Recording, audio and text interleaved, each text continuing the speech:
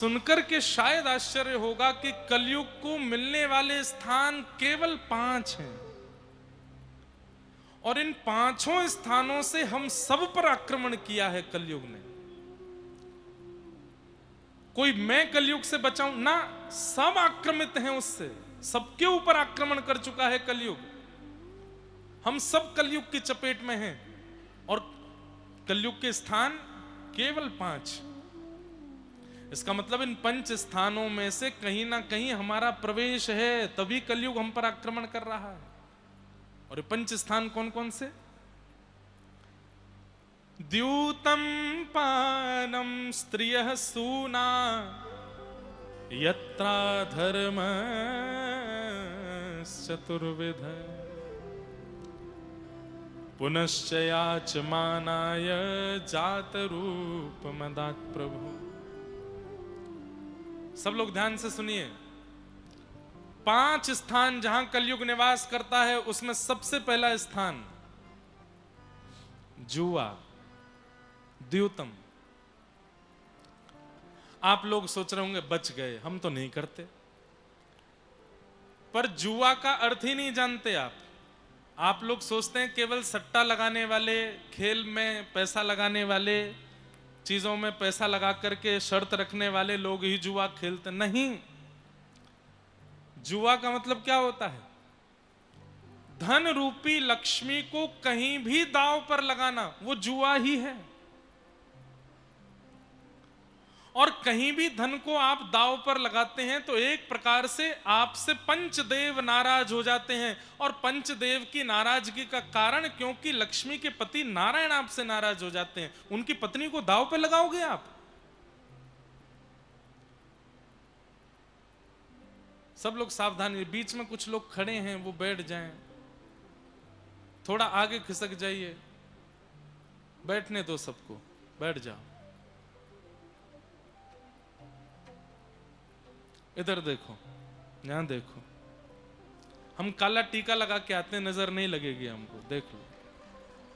हाँ, कहीं आप लोग सोचो हम देख लेंगे, महाराज जी नजर आ गए तो और ये बैठे हैं ना कालिया, ये सबकी नजर अपने पास ही रख लेते हैं। इसलिए आप लोग यहां देखो, सुनो क्या बता रहा था मैं। जुआ लक्ष्मी को, यानी कि धन को जहां भी आप दांव पर लगाते हैं, XYZ कुछ भी हो, वो जुआ है। आप लक्ष्मी को दांव पर नहीं लगा सकते। जैसे ही लक्ष्मी दांव पर लगती हैं, सबसे पहले तो लक्ष्मीपति नारायण नाराज हो जाते हैं। और किसी के नाराज होने से फिर फर्क भी क्या पड़ेगा? जब ठाकुर जी नाराज हो गए आपसे, तब तो सब बिगड़ ही जाना है। लक्ष्मी को दांव पर नहीं लगाना, जुआ नहीं खेलना, सबसे पहला स्थान। दूसरा स्थान कलयुग का है पानम, मदिरा पान। मदिरा पान, बीड़ी पान, सिगरेट पान। पान का मतलब पीना। ये मदिरा, बीड़ी, सिगरेट, तंबाकू, जर्दा और जितनी भी निकोटिन यूज्ड वस्तु होती हैं, इन सब में कलयुग का निवास है। आपकी जिह्वा पर हर वो वस्तु जाकर के पाप भागनी हो जाती है जो ठाकुर जी को भोग ना लगाई गई हो। कई जगह तामसिक वस्तु देवताओं को अर्पित करने के बाद में दे दी जाती है। कई लोग हमारे उत्तर भारत में महादेव के नाम पर भी बहुत कुछ कर लेते हैं। बोले अरे महादेव भी तो करते हैं, हम भी कर लें तो क्या बड़ी बात। मैं कहता हूं जिस दिन महादेव को तुम मिल गए तो त्रिशूल सीधा हृदय में ही घुसाएंगे। मेरे नाम पर क्या क्या करके आया है संसार में।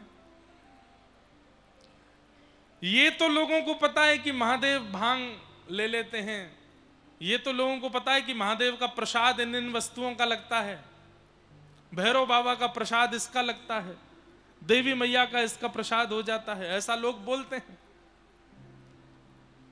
तो महादेव ने विष भी पिया था, एक आध बूंद रख लो जीभ पे, वो भी लेके देख लो। और रही बात शास्त्र प्रमाणों के अनुसार कहीं भी तामसी वस्तु किसी देवी देवता को अर्पित नहीं होती है।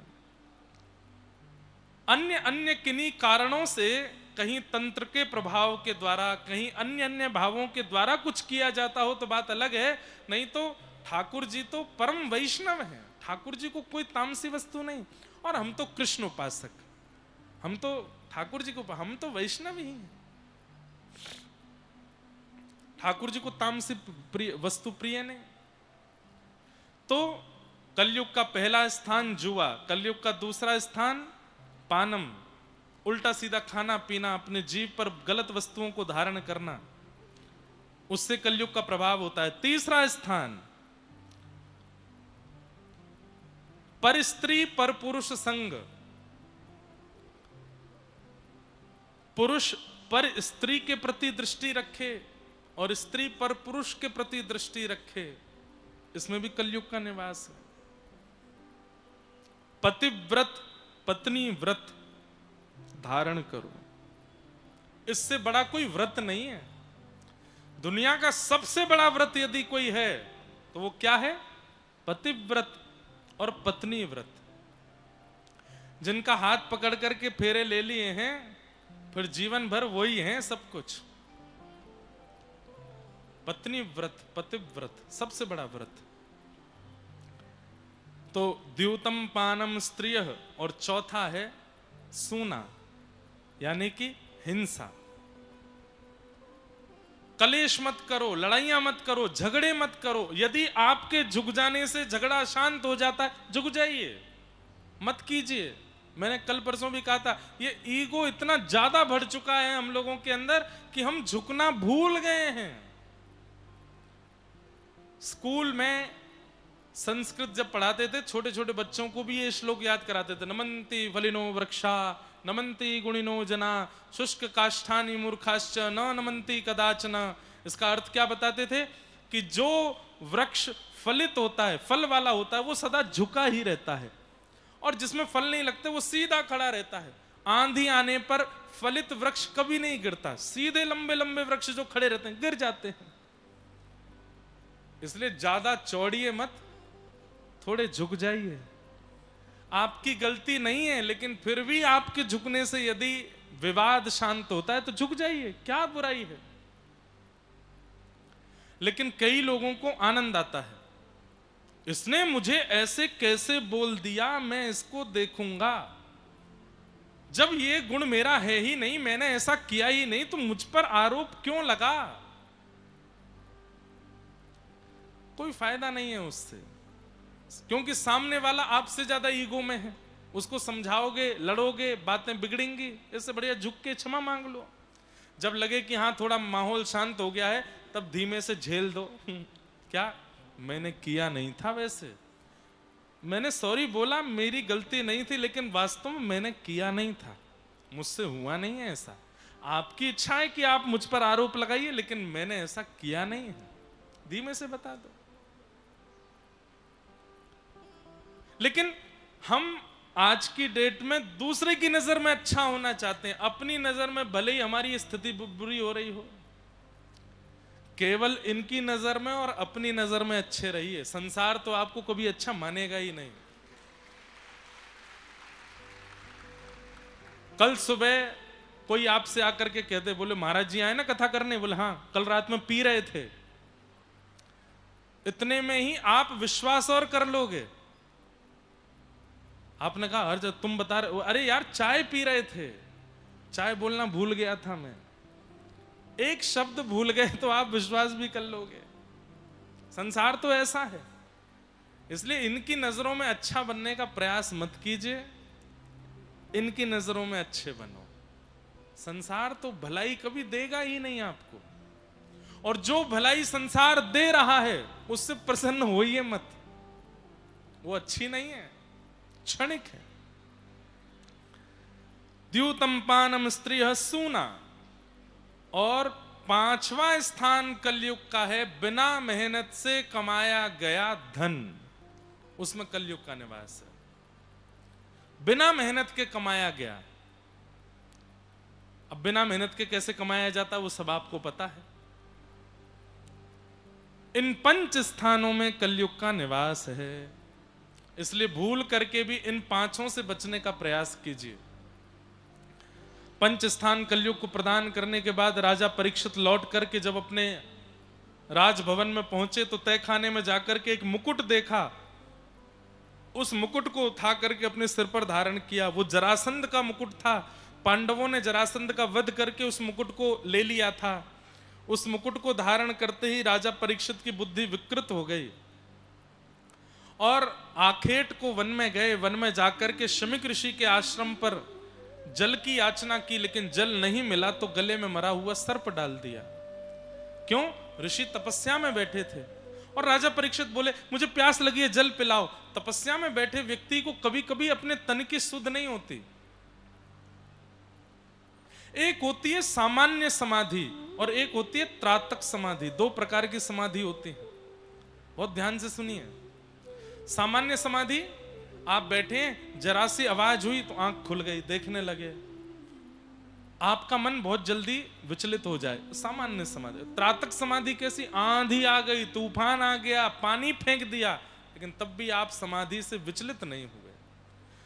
ऐसी त्रातक समाधि कलयुग में लोग नहीं लगा पाते। कई लोग कर भी सकते हैं योग साधना के द्वारा। तो शमीक ऋषि त्रातक समाधि में बैठे थे। उसी समय राजा परीक्षित ने कहा जल पिलाइए, लेकिन उन्होंने नहीं सुना। तो राजा परीक्षित को लगा मेरा अपमान कर रहे हैं, मैं जल मांग रहा हूं ये देते नहीं, तो मरा हुआ सर्प गले में डाल दिया। ये दृश्य शमीक ऋषि के पुत्र ने देख लिया और तुरंत मेरे पिता का अपमान करने वाला राजा परीक्षित, मैं श्राप देता हूं, आज के 7वें दिन तक्षक सर्प डस देगा और इसकी मृत्यु हो जाएगी। श्राप दे दिया। राजा परीक्षित लौट करके जब आए, उन्हें गौरमुख शिष्य के नाम से पता चला कि मुझे श्राप लगा है, तो अपने पुत्र जन्मेजय को राज्य गद्दी पर बिठा करके राजा परीक्षित तुरंत राज्य छोड़ करके गंगा के किनारे पहुंच गए। और वहां अनेक संत ऋषि महात्मा पधारे थे। सबके चरणों में प्रणाम करते हुए कहा कि भगवान, मेरे जीवन के कुछ ही दिन बचे हैं, कृपा करके बताइए मेरी मुक्ति का उपाय क्या है। आहा,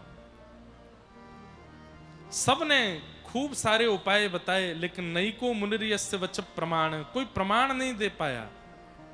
तभी वहां श्री सुखदेव जी का आगमन हुआ। तत्रा भवद भगवान व्यासपुत्रो यदिच्छया गामटमानो नपेक्ष अलक्षलिंगो निजलाभ पूर्णो निजलाभ तुष्टो व्रतस्य बालैरवधूत भेष।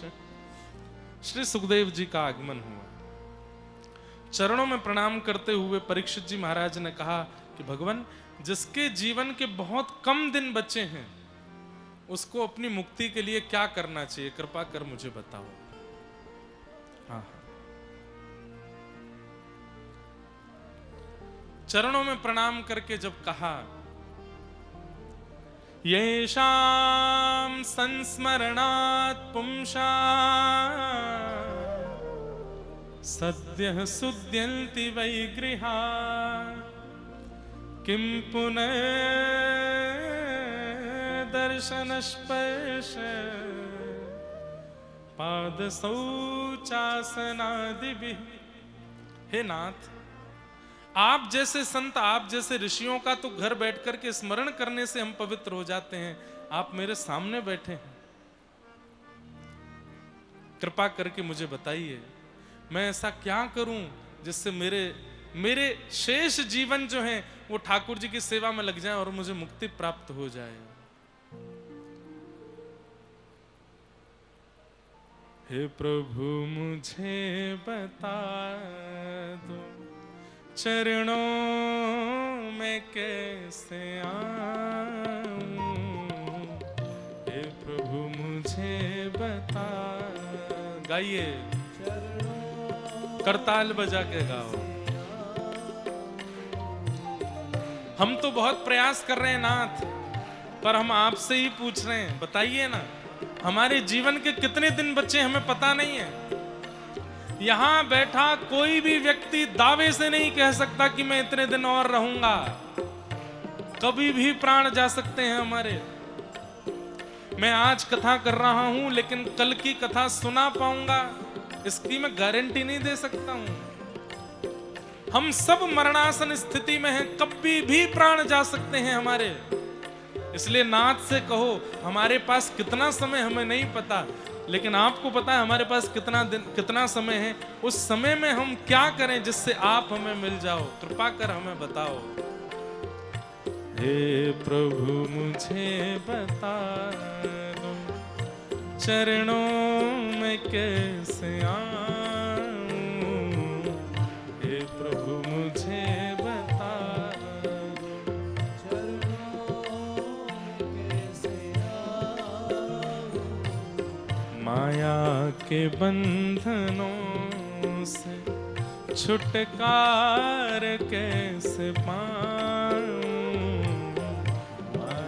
के बंधनों से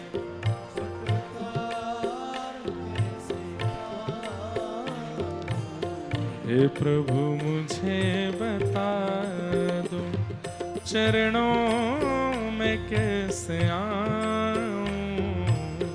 हे प्रभु मुझे बता दो चरणों में कैसे आऊं।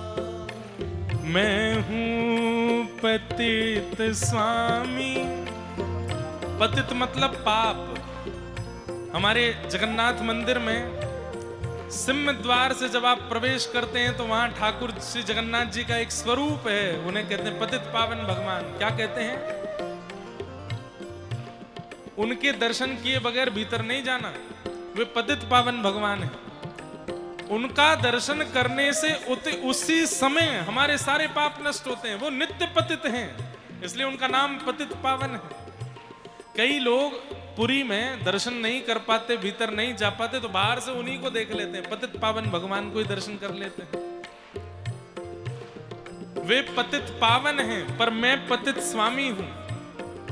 पापियों में सबसे बड़ा मैं हूं और पापों को नष्ट करने वालों में सबसे बड़े वो हैं। वही बात यहां कही जा रही है। मैं हूं पतित स्वामी, तुम हो पतित पावन। मैं हूं पतित स्वामी,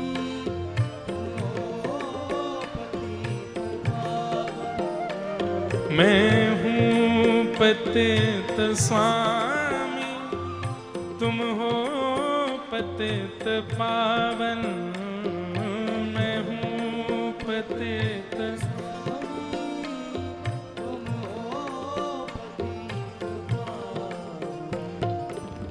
अवगुण भरा हृदय में, अवगुण भरा हृदय, ओ अवगुण भरा हृदय में, अवगुण भरा,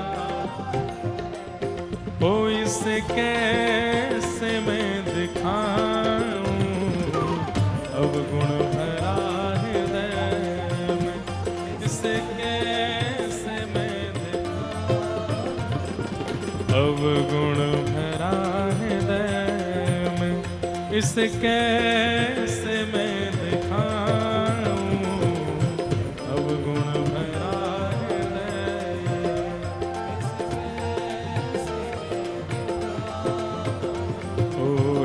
प्रभु मुझे बता दो चरणों में कैसे आऊं। हे प्रभु मुझे बता दो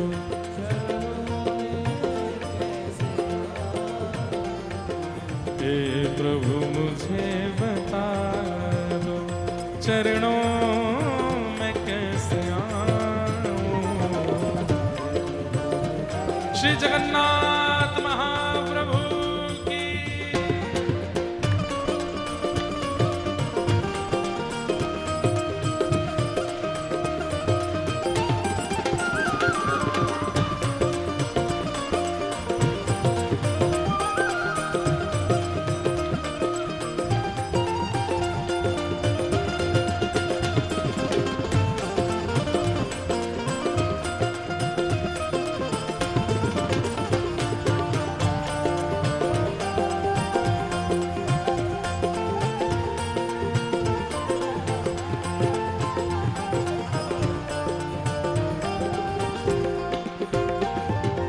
न जानू कोई पूजन, अज्ञानी हूँ मैं भगवन। न जानू कोई, सब गाओ। ना जानू कोई पूजन, अज्ञानी हूँ मैं भगवन।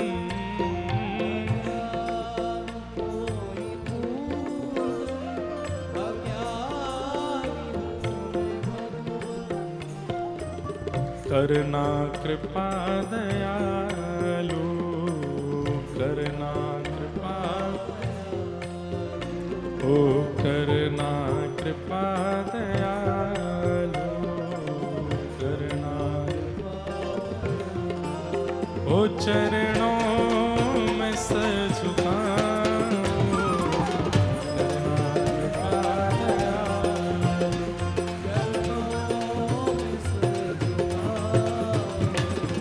हे प्रभु मुझे बता दो, चरणों में सर झुकाऊं, हे प्रभु।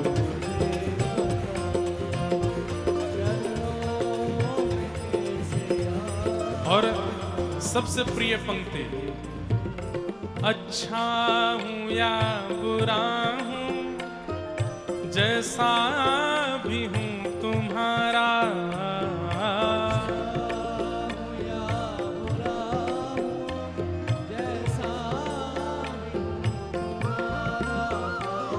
अच्छा हूँ या बुरा हूँ, जैसा भी हूँ तुम्हारा, अच्छा हूँ या बुरा हूँ, जैसा भी हूँ तुम्हारा। ठुकराओ ना मुझे अब, ठुकराओ ना मुझे, ओ ठुकराओ ना मुझे अब, ठुकराओ ना मुझे, ओ चरणों में सर झुकाऊं, ठुकराओ ना मुझे अब,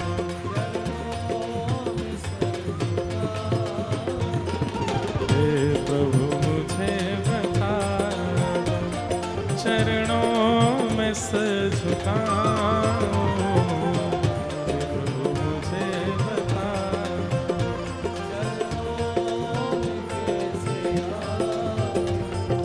माया के बंधनों से छुटकार कैसे पाऊं, माया के बंधनों से छुटकार कैसे पाऊं। गोविंद बोलो हरि गोपाल बोलो,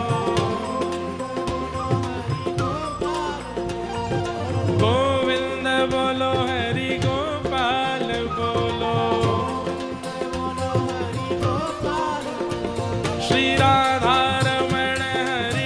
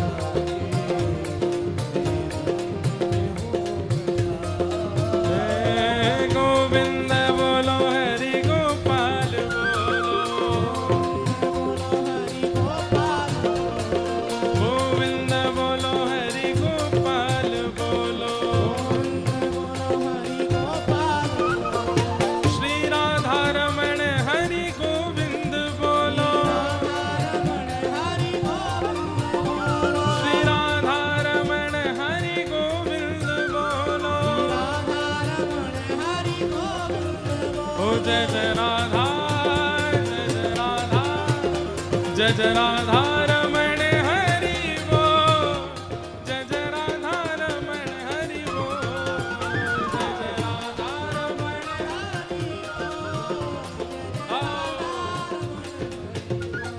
जय जय राधा रमण हरि बोल, जय जय राधा रमण हरि बोल,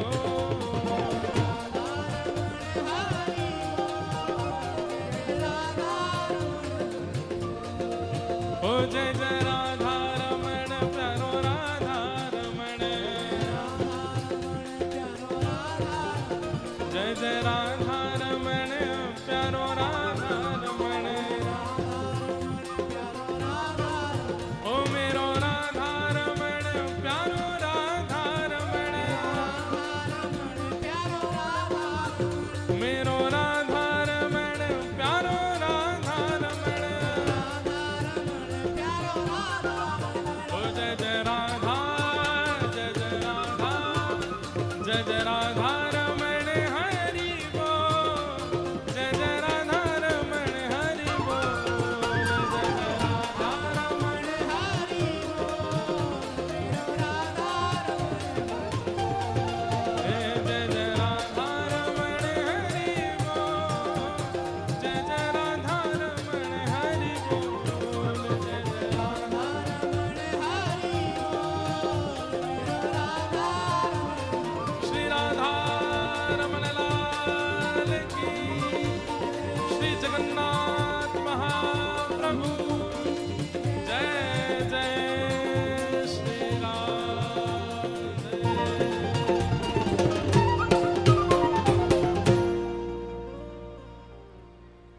हे प्रभु मुझे बता दो चरणों में कैसे आऊं, हे प्रभु मुझे बता दो चरणों में कैसे आऊं। वैसे हम ये भाव गाते तो हैं कि प्रभु मुझे बता दो चरणों में कैसे आऊं, पर वास्तविकता तो यही है कि ठाकुर जी ने ही सब जगह बताया है कि मैं कैसे मिलूंगा। चाहे भगवत गीता हो, चाहे श्रीमद् भागवत की कथा हो, चाहे रामचरितमानस हो, चाहे वाल्मीकि रामायण हो। आप सब लोग जो खड़े हो गए सब बैठ जाइए। आपकी जगह घिर गई है क्या? हाँ बैठ जाओ,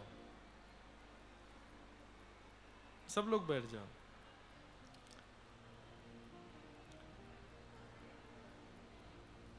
सब जगह बताया ठाकुर जी ने ही है। एकादश स्कंद में श्रीमद् भागवत में भगवान कहते हैं, ये वही भगवतः प्रोक्तः उपाया आत्मलब्धये। भागवत क्या है? बोले मैं अपनी प्राप्ति का अपने मुख से जो मार्ग बताता हूं वही भागवत है। भगवत प्राप्ति का मार्ग आचार्य लोग बताते हैं, गुरुजन बताते हैं मंच पर बैठ करके, लेकिन उनको किसने बताया? इन ग्रंथों ने। और इन ग्रंथों में कहां से आया? ठाकुर जी ने स्वयं बताया। मैं कैसे मिलूंगा ये मार्ग ठाकुर। इसलिए कभी भी भगवत प्राप्ति के मार्ग पर संशय नहीं करना है, क्योंकि वो मार्ग ठाकुर जी ने ही बताया है। श्रीमद् भागवत के एकादश स्कंद में भगवान कहते हैं कि मेरे द्वारा कहे गए भाव जो कि भागवत हैं उन पर कभी संशय मत करना, क्योंकि मैंने वही उपाय बताए हैं जिन उपायों से मैं मिलूंगा। इसलिए हमने अपनी व्यासपीठ का नाम भक्ति पथ रखा। पथ मतलब रास्ता, पथ मतलब रास्ता, मार्ग। और इस मार्ग को किसी कंस्ट्रक्टर ने नहीं बनाया है, किसी रोड मिनिस्टर ने नहीं बनाया है। इस भक्ति के पथ को, भक्ति के मार्ग को स्वयं ठाकुर जी ने ही बनाया है। इस पर जो चलेगा इसका गंतव्य क्या है, डेस्टिनेशन क्या है? ठाकुर जी ही हैं, खुद मिलेंगे वो।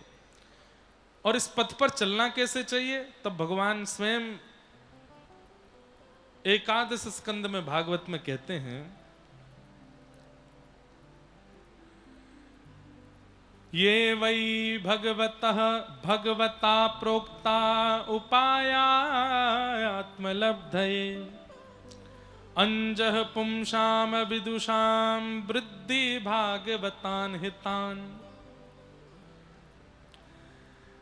धावन्निमील्यवा नेत्रे यानस्थाय नरो राजन् न प्रमादेत करहिचित् धावन्निमील्यवा नेत्रे न स्खलेन पतेदिह। क्या कह रहे हैं भगवान? सब लोग इधर देखो, ध्यान से सुनो। ठाकुर जी कह रहे हैं मैंने अपनी प्राप्ति के जितनी वाणियां, जितनी बातें कथाओं में बताई हैं, उन सब पर चलने लगो। कैसे चलो? बोले आंख बंद करके चलने लगो।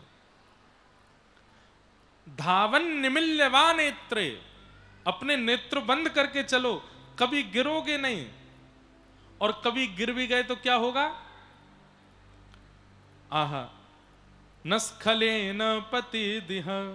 अगर कभी गिरोगे नहीं, पहली बात तो इस भक्ति के पथ पर यदि कदापि कभी गिर गए तो उठाने के लिए मैं ही आऊंगा, मैं ही उठाऊंगा। ठाकुर जी डंके की चोट पर कहते हैं नमे भक्ता प्रणश्यति, मैं अपने भक्त का पतन नहीं होने देता, नहीं होने देता, नहीं होने देता। इसका सबसे बड़ा प्रमाण महाप्रभु जगन्नाथ, आपके परम भक्त हुए श्री बलराम दास जी। पंच सखा जो जगन्नाथ जी के प्रसिद्ध हैं, उनमें से एक सखा हुए श्री बलराम दास। बहुत ध्यान से सुनना। बलराम दास जी के चरित्र में आता है कि वो इतना अच्छा गाते थे,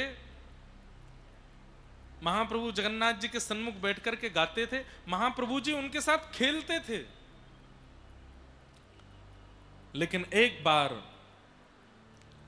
एक बहुत सुंदर नर्तकी मंदिर में आई और वो महाप्रभु जी के सामने नृत्य करने लगे।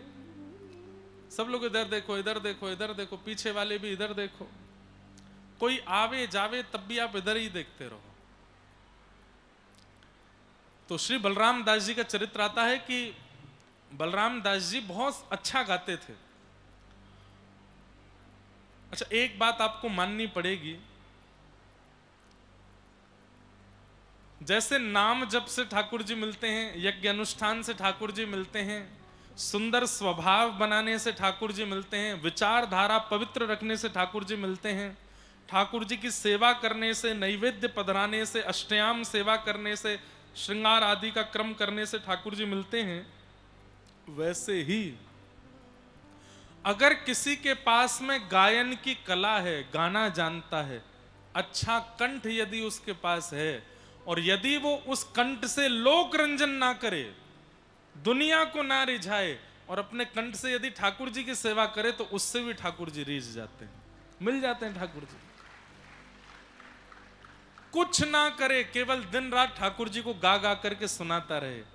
दिन में उठावे तो गा करके, रात्रि सुलावे तो गा करके, पवावे तो ठाकुर गा करके। बस उसका कंठ कभी संसार के रंजन में ना लगे, तो उसके कंठ से ठाकुर जी रीझ जाते हैं और उसको मिल जाते हैं। और कई जगह तो ऐसा भी आचार्य लोग कहते हैं कि बाकी साधन करने वालों से पहले उसको मिल जाएंगे जो गा करके ठाकुर जी को रिझावे। कोई गावे,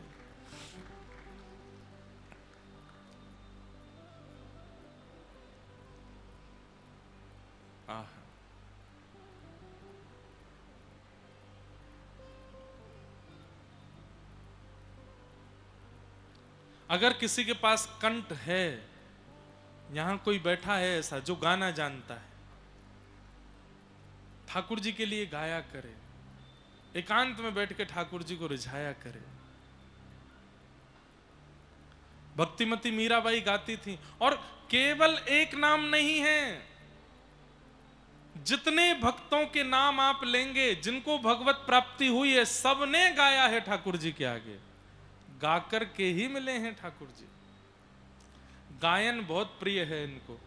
एक प्रकार से कोई इनके लिए गा देता है ना, तो ये सब न्यौछावर कर देते हैं उसके ऊपर।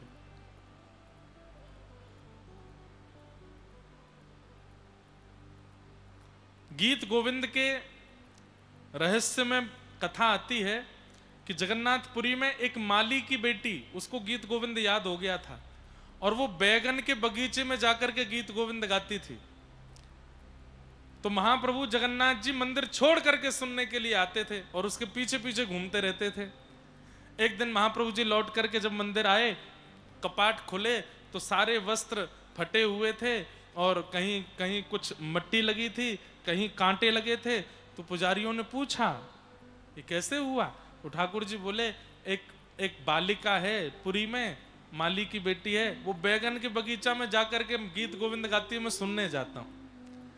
तो वहां बैगन के बगीचे बहुत छोटी छोटी छोटी बेल हैं, मैं इतना विशाल हूं और वो भीतर घुस के गाती है, तो उसके संग मैं जब घुसता हूं तो मेरे वस्त्र आदि फट जाते हैं। इतना प्रिय लगता है इनको गायन, कोई बस गा दे इनके लिए, बहुत प्रिय।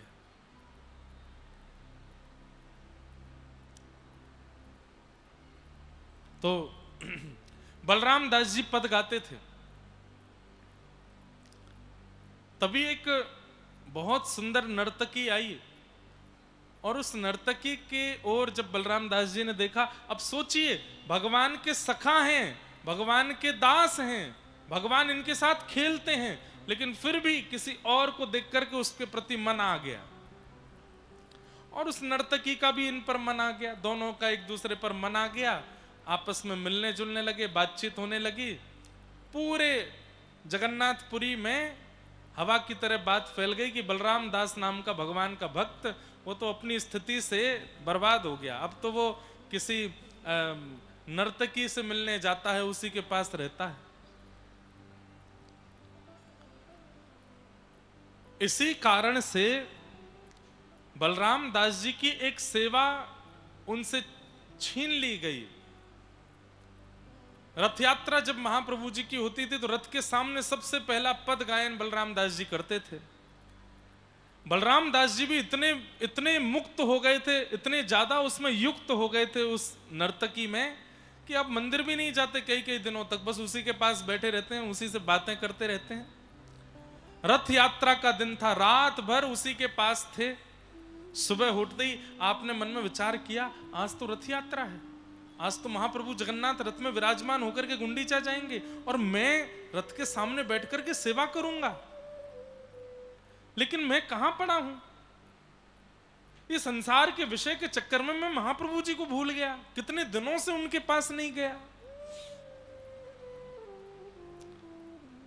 दौड़ करके गए तो पंडा पुजारियों ने इनको रोक दिया, बोले अब तुम अपवित्र हो, तुम्हारे किससे पूरी जगन्नाथपुरी को पता है कहां जाते हो, क्या करते हो, नहीं आओगे तुम ठाकुर जी के सामने।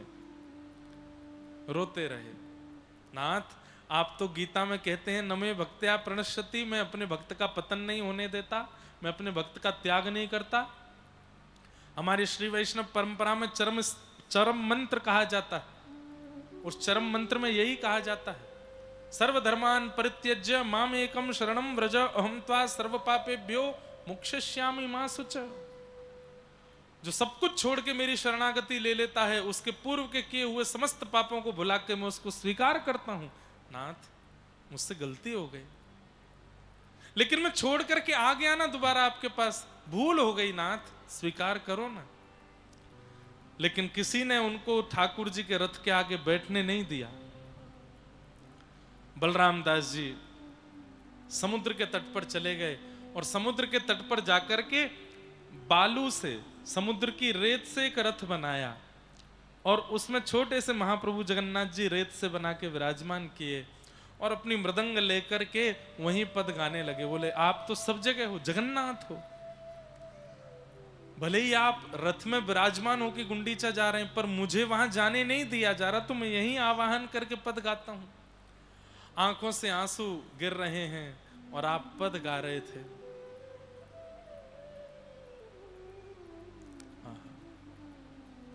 ठाकुर जी के सामने जब भाव से पद गाने लगे तो कहते हैं महाप्रभु जगन्नाथ जी का रथ रुक गया। सबने पूछा भगवान क्या बात है, आज रथ आगे नहीं बढ़ेगा क्या? सबने प्रार्थनाएं की। तब महाप्रभु जगन्नाथ जी बोले मेरी रथ यात्रा इस वक्त कहीं और हो रही है। बोले हैं ऐसा कैसे हो सकता है, कहां हो रही है? बोले समुद्र तट पर बलराम दास मेरा रथ यात्रा कर रहे हैं, मैं वहीं उसका पद सुन रहा हूं, इसलिए जहां मैं हूं रथ यात्रा वहीं हो रही है। यदि यहां से रथ आगे बढ़ाना चाहते हो तो बलराम दास को लेके आओ। सबने ठुकरा दिया, सबने निंदा की जिस बलराम दास की। ठाकुर जी ने उनको फिर बुलाया और बलराम दास जी सन्मुख आए और आकर के कहा अब छोड़ के नहीं जाना हमको, चलो गाओ पद।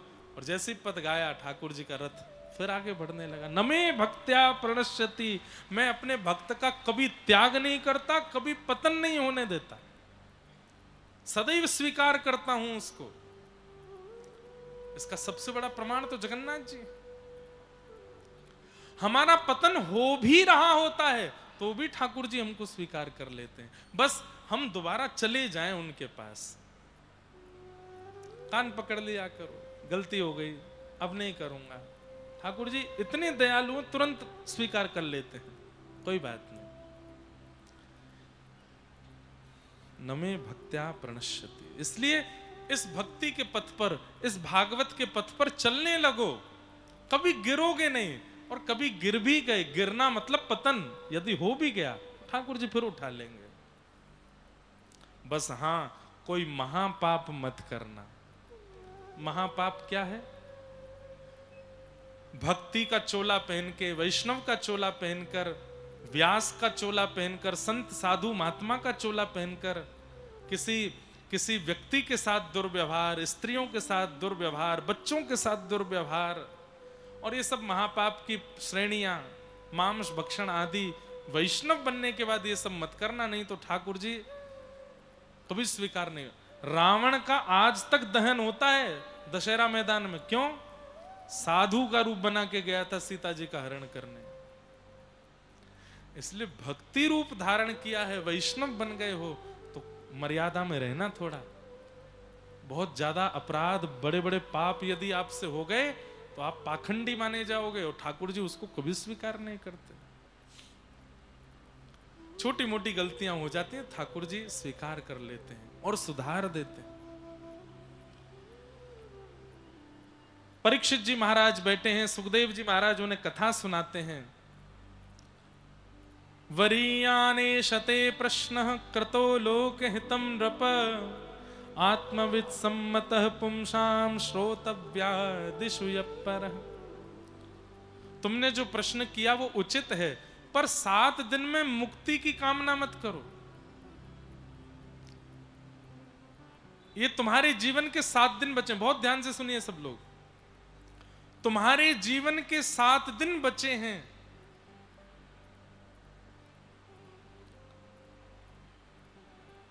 तुम्हारे जीवन के 7 दिन बचे हैं, और इन 7 दिनों में तुम पूछ रहे हो मुझे मुक्ति कैसे मिले। मैं चाहूंगा कि तुम ये ना पूछो कि मुक्ति कैसे मिले, ये पूछो भक्ति कैसे मिले। क्यों? मुक्ति तो बंधुओं जीवन भर आपने भजन नहीं किया, जीवन भर सारे पाप किए, जितने पाप हो सकते थे सब किए, लेकिन अंतिम क्षण में भी यदि भगवान नाम मुख से निकल गया, अंते नारायण स्मृति, अंतिम श्वास निकल रही थी, बस प्राण जाने ही वाले थे, और गलती से मुख से निकल गया हरि, गलती से मुख से निकल गया नारायण, गलती से मुख से निकल गया जगन्नाथ, गलती से मुख से निकल गया राम, और ये कहते ही प्राण निकल गए, मुक्ति हो जाएगी। जीवन भर अच्छा कर्म नहीं किया, लेकिन मृत्यु के समय यदि भगवत स्मरण हो जाए तो मुक्ति हो जाती है। पर ऐसी मुक्ति चाहिए क्यों? मुक्ति रावण को भी मिली है, मुक्ति कंस को भी मिली है, कुंभकर्ण को भी मिली है, पूतना को भी मिली है, शूर्पणखा को भी मिली है। जीवन भर जो भजन नहीं करते, अंत में गलती से मुख से भगवान नाम प्रकट हो जाता है, पहली बात तो होगा ही नहीं, और यदि हो गया तो मुक्ति मिलने में भी सेक्शन है। तो ए बी सी सेक्शन होते होंगे वहां पर भी, तो सी सेक्शन किनका है? राक्षसों का है, जो भगवान के हाथों मर के मुक्ति प्राप्त कर ली, उसी वाले सेक्शन में भेजा जाता है बुरा वो भी नहीं, अच्छा है वो भी, पढ़ाई वहां पर भी होती है, सी सेक्शन में भी होती है, ए सेक्शन में भी होती है। पर स्कूल में ऐसा होता था ना, अच्छे पढ़ाकू बच्चे ए सेक्शन में होते थे, थोड़े कम बच्चे बी सेक्शन में होते और सबसे ऊधमी बालक सी सेक्शन में। तो ऊधमी बालकों के पास भेज दिया जाता है मुक्ति के। मुक्ति तो मिल गई, लेकिन जैसे ही वैकुंठ पहुंचे नजर घुमा के देखा तो रावण बगल में ही बैठा था, कंस इधर वाली सीट पे ही बैठा है। उनको भी तो मुक्ति मिली है। मुक्ति तो अंते नारायण स्मृति, अंत में नारायण का स्मरण कर लो तो मुक्ति मिल जाती है। तुम्हारे पास 7 दिन है परीक्षित, मुक्ति मत मांगो, भक्ति मांगो। भक्ति से क्या होगा? बोले मृत्यु के बाद मुक्ति मिलने पर भगवान का दर्शन होगा, लेकिन भक्ति से जीते जी भगवान का दर्शन हो जाएगा। 7 दिन में ठाकुर जी मिल जाएंगे। तुम भक्ति मांगो। हमारे भारत में एक बहुत अच्छे संत हुए स्वामी शरणानंद जी महाराज, वे एक वाक्य कहते थे, लिख लीजिएगा। इच्छाएं अधूरी रह जाएं और प्राण निकल जाए उसे मृत्यु कहते हैं। इच्छाएं अधूरी रह जाएं और प्राण निकल जाएं उसे मृत्यु कहते हैं। पर इच्छाएं पूरी हो जाएं और प्राण ना निकलें उसको मुक्ति कहते हैं। इच्छाएं सब समाप्त हो गई, अब कोई इच्छा नहीं है मेरी, ना अच्छा खाने की इच्छा, ना पहनने की, ना इससे मिलने की, ना इसको प्राप्त करने की। अब कोई इच्छा मेरे चित्त में नहीं है और मैं जीवित हूं, इसी को मुक्ति कहते हैं। राजन, तुम मृत्यु की बात क्यों करते हो? 7 दिन तुम्हारे पास बचे हैं, इन 7 दिनों में तुम भक्ति मांगो, भक्ति की याचना करो।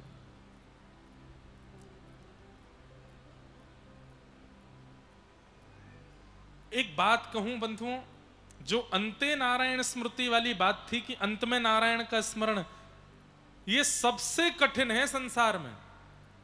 अंतिम श्वास में नारायण का नाम नहीं आएगा, भगवान नाम नहीं आ सकता। कहीं पढ़ रहा था मैं कि व्यक्ति के जब प्राण निकलने वाले होते हैं ना, तो प्राण ऐसे नहीं होते कि तुरंत निकल गए। कहते हैं कि प्राण निकलते समय भी 5-6 मिनट लगते हैं व्यक्ति को प्राण त्यागने में, और उन 5-7 मिनटों में उसको जन्म से लेकर के अब तक पूरा जीवन दिखाई दे जाता है। चाहे वो हॉस्पिटल में प्राण जा रहे हों, चाहे वो किसी भी कारण से प्राण जा रहे हों, व्यक्ति के जब प्राण निकलते हैं तो श्वास रुक जाती है, रक्त ठंडा पड़ जाता है, लेकिन ब्रेन जो है वो थोड़ी देर के लिए जीवित रहता है। और उतनी देर में ब्रेन जो है वो सारी फाइल्स खोलता है। इतनी तारीख को तुम्हारा जन्म हुआ, ये तुम्हारी माँ थी, ये तुम्हारे पिता थे, इतने बड़े होकर के ये तुम्हारी बहन थी, तुम इस वाले स्कूल में गए थे, फिर इस कॉलेज में गए थे, वहां तुम्हारे इतने मित्र थे, उसके बाद तुमने इसके साथ ऐसा किया वैसा किया, इससे तुम्हारा ब्याह हुआ, इतने तुम्हारे बच्चे हैं, सब याद आता है। जो आपने कभी सोचा भी नहीं था वो भी याद आ जाता है, आपके जीवन की बात। लेकिन मैंने सुना है कि उन अंतिम 5-7 मिनटों में आपने भगवान नाम लिया था, भगवत दर्शन किए थे, ये याद नहीं आता। आप सब लोग अभी तो फोन के ऊपर ज्यादा हम लोग डिपेंडेंट हो गए, लेकिन कंप्यूटर लैपटॉप चलाने वाले बच्चे जानते हैं, जब आप बहुत सारी फाइल्स को एक साथ कॉपी करके डिलीट करते हो तो सारी फाइल्स ऐसे वो आ जाता है, एक सेक्शन आ जाता है कि 90% 80% डिलीटेड हो रहे हैं, और ऊपर जो है वो फाइल्स के फोटो आते रहते हैं, ये वाली फाइल जा रही है। जिस फाइल में सबसे कम कंटेंट होता है ना, वो कई बार दिखती भी नहीं है, और जिस फाइल में सबसे ज्यादा कंटेंट होता है वो बहुत देर तक सामने ब्लिंक होती रहती है कि अभी डिलीट हो रही है, डिलीट चल रहा है इसका। अंतिम श्वास जब निकलती है तब भी ऐसा ही होता है। संसार में जिसको बहुत प्रायोरिटीज दी गई हैं वो सब याद आते हैं, लेकिन जगन्नाथ जी को, कथा को, नाम को जब प्रायोरिटी नहीं देते ना, कभी once in a while, once in a year, once in a month याद करते हैं, तो फिर वो भी 1 सेकंड में ही डिलीट होती हैं वो सारी स्मृतियां।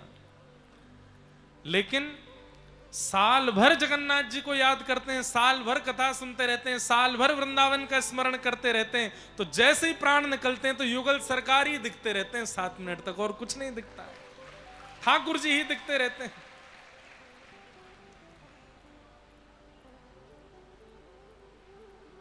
पीतांबरी कसी हो, मुखड़े पे एक हंसी हो, छवि मन में ये बसी हो, जब प्राण तन से निकले, इतना तो कहना स्वामी, जब प्राण तन से निकले, गोविंद नाम लेकर, जब प्राण तन से निकले।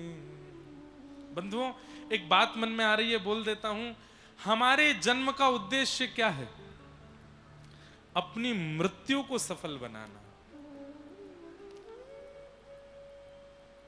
अपनी मृत्यु को सफल, फ्लाइट में इसलिए बैठे हैं ताकि डेस्टिनेशन पे पहुंच सकें। ये शरीर रूपी फ्लाइट है, इसमें हमारी आत्मा बैठ गई है, अभी हम उड़ान ही भर रहे हैं। कभी फ्लाइट में टर्बुलेंस भी आता है, कभी ऊपर जाती है, कभी नीचे आती है, कभी 35,000 फीट पे चलती है, कभी 12,000 पे आ जाती है। ये लाइफ ही हमारा, शरीर प्लेन है और लाइफ आकाश है। जन्म रूपी एयरपोर्ट से उड़े थे, चल रहे हैं, कभी झुकते हैं, कभी इधर मुड़ते हैं, ऊपर नीचे होते रहते हैं, कभी बगल वाला मित्र बन जाता है, कभी एयर होस्टेस आके कुछ खिला पिला देती है। लेकिन डेस्टिनेशन क्या है? डेस्टिनेशन है श्री हरि चरणार विंद, वहां पहुंचना है। डेस्टिनेशन तो वही है, अपनी मृत्यु को सफल बनाना है। इसीलिए हम सब लोग जन्म लिए हैं। लेकिन व्यक्ति मृत्यु को सफल नहीं बनाता। जिंदगी ना मिलेगी दोबारा, एक ही बार मिली है, जितने काम हो सके अभी कर लो। सब खा के देख लो, सब पहन के देख लो, सब जगह घूम के देख लो, सबका दिल तोड़ के देख लो, सबसे दिल लगा के देख लो। छोटा सा दिल है, उसमें 20-25 को घुसा के देख लो। बहुत खतरनाक है संसार।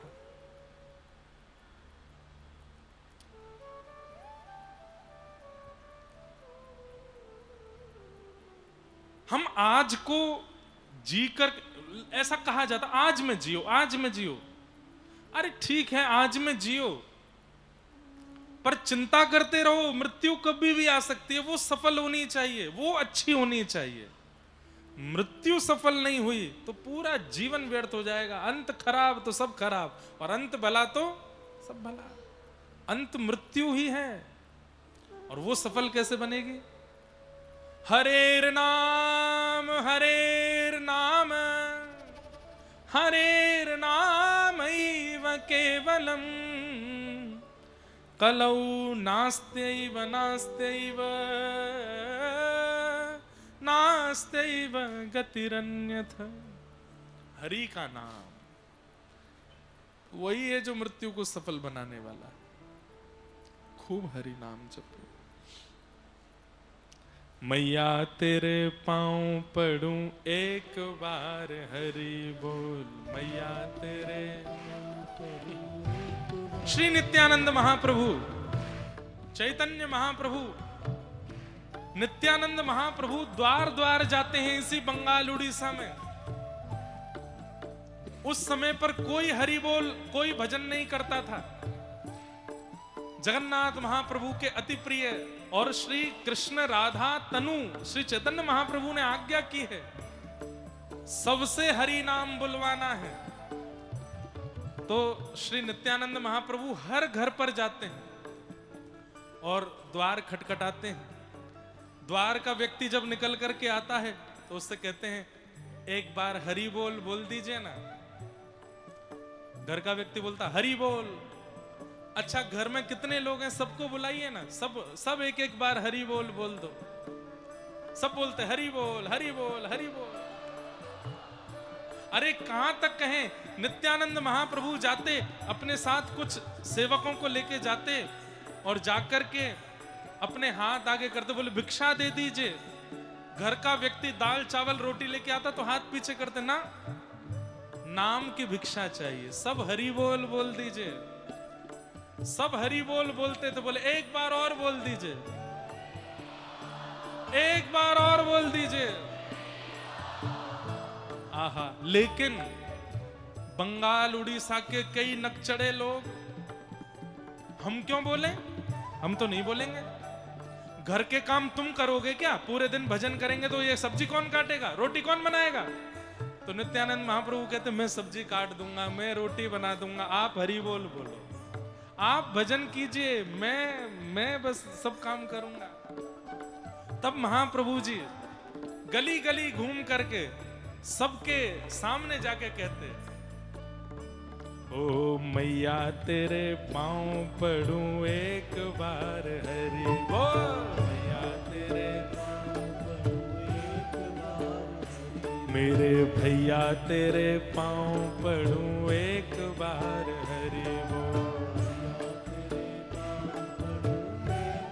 ऐसे नहीं, अपने बगल वाले के पैर छू के बोलो, एक बार हरि बोल, मैया तेरे पांव पड़ूं।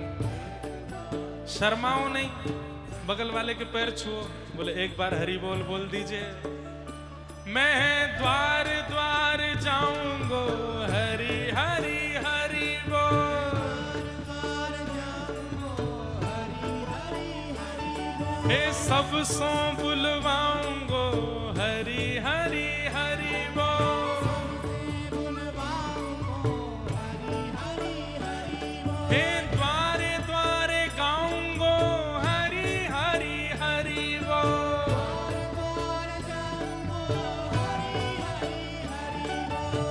भुजा उठा के कहूंगो हरि हरि हरि बोल,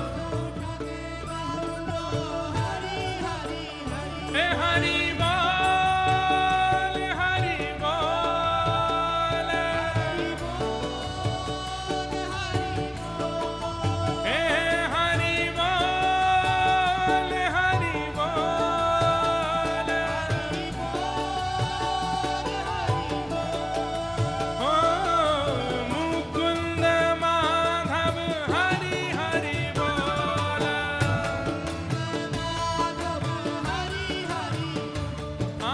मुकुंद माधव हरि हरि बोल,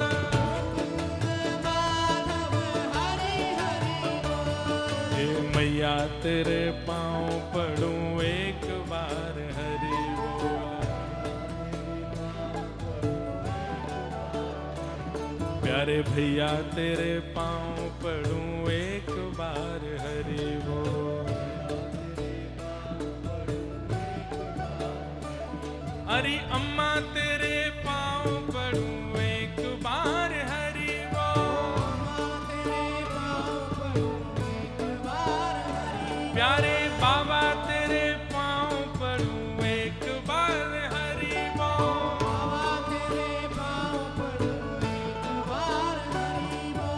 एक बार हरि बोल, बार बार हरि बोल, यम द्वार नहीं जावेगो तू एक बार हरि बोल, हो यम द्वार नहीं जावेगो तू एक बार हरि बोल, अरे मैया तेरे पांव पड़ूं एक बार हरि बोल,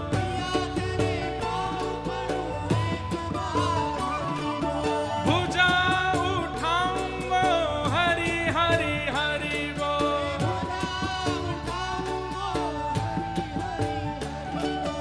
हरि मन भाऊंगो हरि हरि हरि बोल, हे हरि मन भाऊंगो हरि हरि हरि बोल,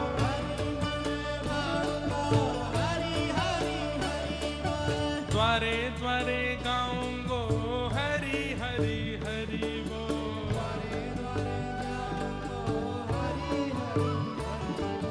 सब सो बुलवाऊंगो हरि हरि हरि बोल।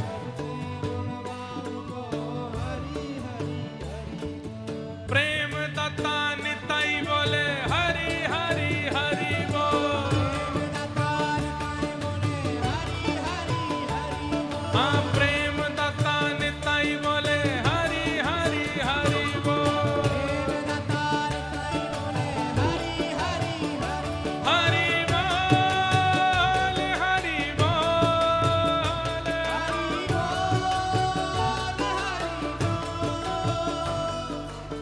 कीर्तन के प्रति सबसे बड़ा अपराध क्या है? धीमे धीमे गाना बहुत बड़ा अपराध है। इतनी समाज संख्या में बैठ के इतना धीरे कैसे गा सकते हो आप? हरि बोल हरि बोल। गाइए हे हरि बोल हरि बोल।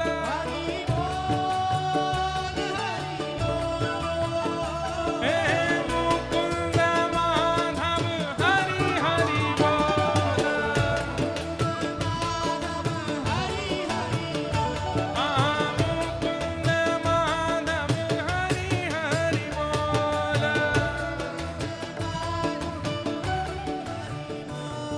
आपकी आवाज आनी चाहिए हमको। अब संगीत नहीं बजेगा, गाओ हे हरि बोल हरि बोल।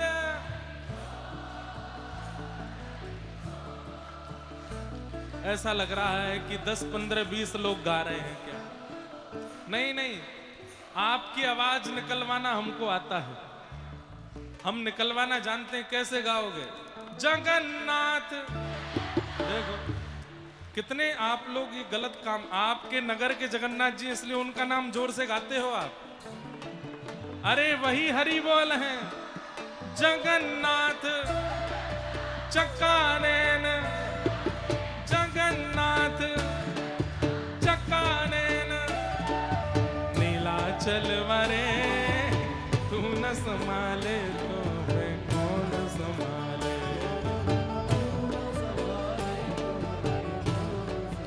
मेरे प्रभु मेरे प्रभु मेरे प्रभु। अरे मेरे प्रभु हमारे प्रभु।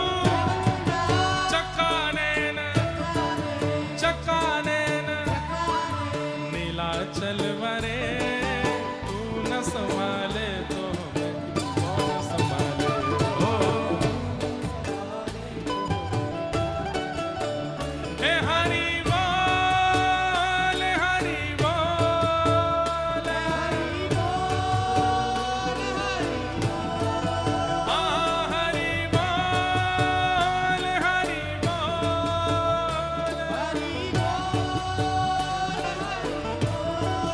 हाँ मुकुंद माधव हरि हरि बोल।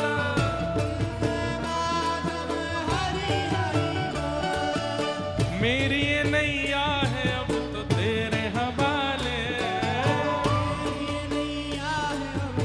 हम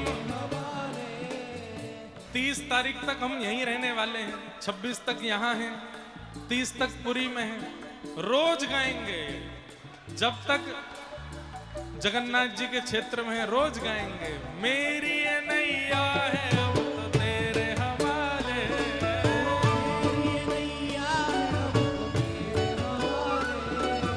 मेरी ये नैया है अब तो तेरे हवाले।